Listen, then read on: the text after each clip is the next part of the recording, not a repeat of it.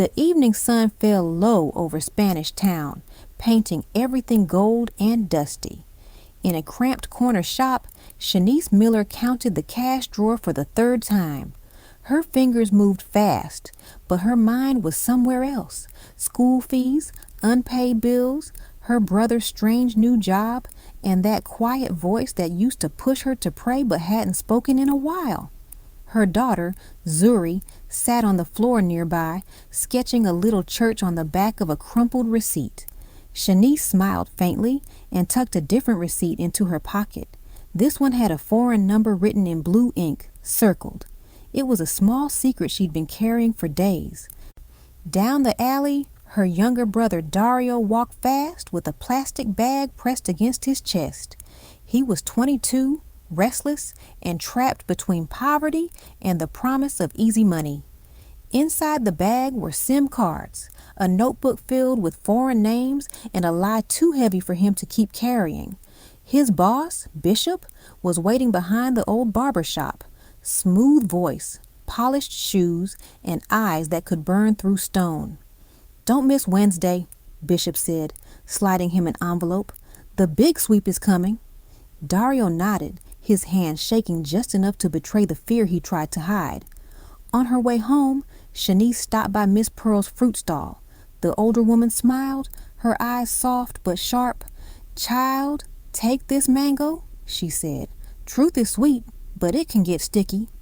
Shanice laughed politely, but Miss Pearl's words lingered in her head as she walked away. That night, Dario showed up at Shanice's small one-room home, holding the same plastic bag. "Just keep this for 2 nights, he begged. "If I don't, they'll think I'm weak."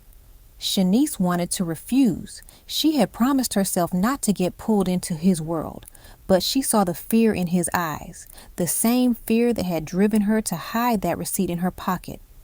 She lifted one of the old floorboards and pushed the bag underneath.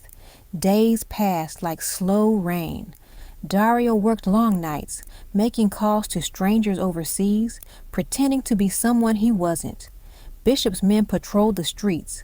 The police raided one house, but word spread that the raid was fake, just a warning. Shanice could feel the walls closing in. She pulled out the receipt again, the one with the foreign number. Before she could change her mind, she dialed. A woman's voice answered, elderly, cold. "I'm calling to say I'm sorry," Shanice said. "You got a call from this number before. It wasn't right. We lied silence." Then the woman broke. "He died last year. My husband. You people played with our hearts." Shanice cried quietly. "I know. I can't undo it, but I want to make it right somehow." Later that week, Dario came home with blood on his sleeve. "Mikey talked," he whispered. "They beat him bad. Bishop said we all need to bring our notebooks tomorrow." Shanice froze. The notebook was still under the floor. "If you give it to him," she said, "you'll lose yourself." "If I don't," Dario said, "we'll both die." That night, she couldn't sleep. She heard Miss Pearl singing softly on her porch, a slow hymn about grace and fire. Shanice stepped outside and sat beside her. "If I tell the truth," Shanice said, "I'll lose my brother. If I hide it, I'll lose my soul." Miss Pearl nodded. "Either way, something dies. But only one death leads to life again." The next afternoon, Bishop showed up at the shop. His smile was polite, but his eyes were cold. He knelt beside Zuri, fixing her hair with careful fingers. "Beautiful little girl," he said, glancing at Shanice. "Bring me the book tonight." It wasn't a request. When Shanice got home, the floorboard was open.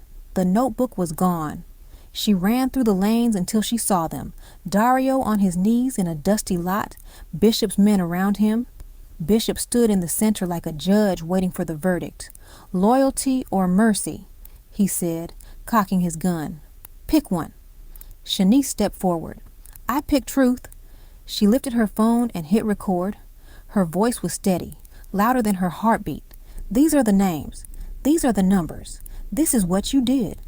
Bishop's smile vanished. His men started moving, but then sirens, real ones this time, not the kind that stop halfway. Miss Pearl appeared at the edge of the lot, small but fearless. Behind her came Inspector Grant and 2 squad cars. Corporal Leckie, the corrupt cop who had been taking bribes, froze. He looked at Bishop, then at Shanice. He lowered his weapon first. "Drop it, Bishop." For a moment, no one breathed. Then Bishop backed away slowly, calculating, before sprinting down the alley. 2 of his men were taken in.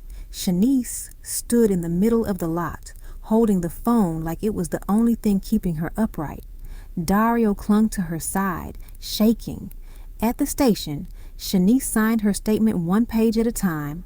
Each signature felt like a release, a receipt for a debt finally being paid. Corporal Leckie slid his phone across the table to the inspector, full of incriminating messages. "I'm done," he said. Shanice left the station and made one last call to the widow. "I've started to make things right," she said softly. "It's not enough, but it's something." At dawn, Shanice and Zuri stood by the canal behind their home. They dropped the last scam SIM cards into a small metal tin, lit a match, and watched them burn. When the ashes cooled, Shanice dipped her fingers into the water, letting it wash over the blackened remains. Miss Pearl's voice echoed faintly in her mind. "Some sins leave stains, but God is good at laundry." The smoke rose into the sky, a thin gray ribbon disappearing into light. Miles away, in a dim apartment, Bishop unlocked a metal case. Inside were passports, cash, and duplicate notebooks. He smiled at the flame of his lighter, whispering, "Truth is sweet, but I like it sticky."